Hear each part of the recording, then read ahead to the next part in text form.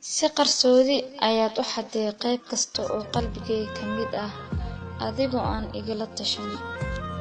Waxaan jeclahay wax walba oo dhankaaga ka yimaada.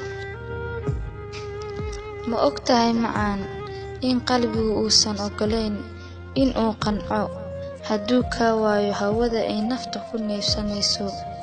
I aamin, olol caashaq iyo iftiin la'aan ayaan ku suganahay. Xitaa haddii aan si kasta isku dagaalno, waxaa kuu baahan nafta oo aad daawo iyo dugsi u tahay. Qalbi, wadnahayga adiga ayaan ku siiyey maadaama adigu uu ku garaacmayo. Ma awoodo inaan xakameeyo xitaa hal daqiiqo inaan waayo codkaaga.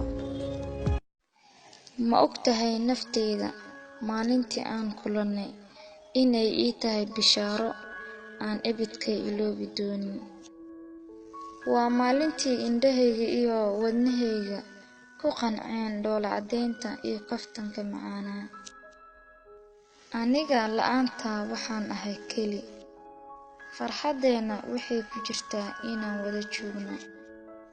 Macaan, ogow indhaha wax ku arko waa adiga.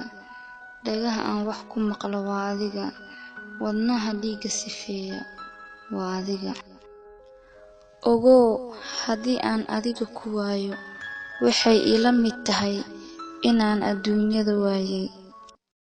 Macaan badan, adduunka adiga ayaan ku jeclahay, mana ku ilaawayo inta aan noolahay.